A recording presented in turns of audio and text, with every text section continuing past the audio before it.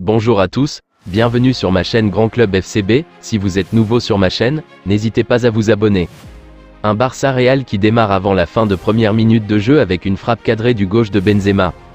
S'ensuit une domination totale des Barcelonais obligeant les Madrilènes à se replier dans le premier tiers de terrain. Un classique qu'on ne voyait plus, le Barça ne concrétise pas ses occasions et voit un ventre dévié de Vinicius, par Araujo. Barça 0-1 Real. Il s'ensuit un ascendant des Madrilènes cristallisé par le Brésilien remportant même des 2v1 contre Araujo et Busquets. Le tonnerre n'a pas grondé longtemps pour que l'on voit de nouveau les Barcelonais réciter leur gamme, mais le danger final ne parvient pas à voir le jour. Les limites de ce collectif sont toujours devant, le danger provoqué est trop faible. L'adversaire se permet même de ne pas défendre la profondeur. Koundé sonne le glas de la résistance, avec une percée qui débouche directement sur l'action de but. Cafouillage dans la surface sur un corner qui finit sur une frappe petit filet de Serge Robert. Au retour des vestiaires de ce Barça Real, le jeu reprend fort. Le rythme est soutenu et les offensives se succèdent jusqu'à la sortie de Kroos, puis Modric. Le match se meurt petit à petit, jusqu'à un but d'Asensio signalé finalement hors jeu. C'est finalement une talonnade magique en avant-dernière passe de Lewandowski, pour un Baldé débordant et trouvant caissier plat du pied sécurité. Barça 2 Real 1. Qui vient peut-être sceller le sort de la Liga. Barça, Real, les notes des joueurs Ter Stegen, 7 dixièmes, très peu de ballons à jouer contrairement à son homologue, le rempart a tenu. Christensen, 7 dixièmes, on l'a vu plusieurs fois quasi décisif dans la surface adverse, avec une tentative de Madjer en pleine demi-volée. Toujours le joueur le plus régulier du Barça en 22-23e. Koundé, 7 dixièmes, le frère d'armes d'Araujo, il a sorti la tête de l'eau de son coéquipier sonné par le but contre son camp. L'ouverture du score vient suite à une percée de sa part.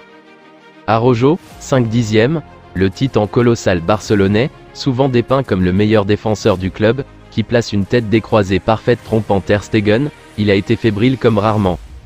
Baldé, 5 dixièmes, comme Gavi, il n'a pas eu son rayonnement habituel. Ce qui s'explique principalement par le match qui a penché sur l'aile Vinicius versus Roberto, 5 dixièmes, il a rempli le job pour lequel Xavi l'a titularisé. Épauler le latéral droit défensif, se projeter, apporter du volume pour gêner le milieu adverse en meilleur état physique et technique. Il ponctue sa presta par l'égalisation décisive.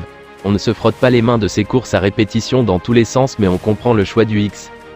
Frenkie, 5 dixièmes, un Frenkie en deçà, très rare durant un classico. Gavi, 5 dixièmes, le petit prodige est passé à côté de son match malgré une activité toujours aussi débordante. Il souffre forcément de l'absence de ces deux créateurs extraordinaires. Sergio Busquets, 6 dixièmes, le principe des 4 milieux lui permet de mieux redistribuer, mieux anticiper, mais nous cause ce déséquilibre en attaque et en danger créé toujours aussi important, lorsqu'il manque deux joueurs extraordinaires. Lewandowski, 5 dixièmes, il souffre toujours du même problème, le seul attaquant qu'il a, ne peut que frapper de loin et centrer intérieur en se remettant sur son pied gauche. L'action du 2-1 est monumentale.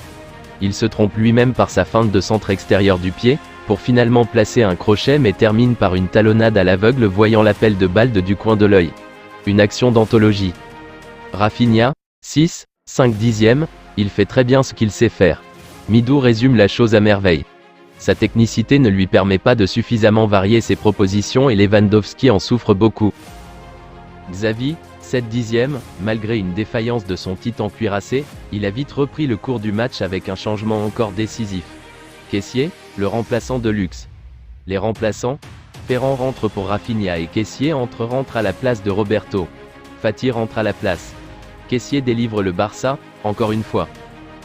Je vous remercie d'avoir regardé ma vidéo, n'hésitez pas à vous abonner pour plus de contenu similaire.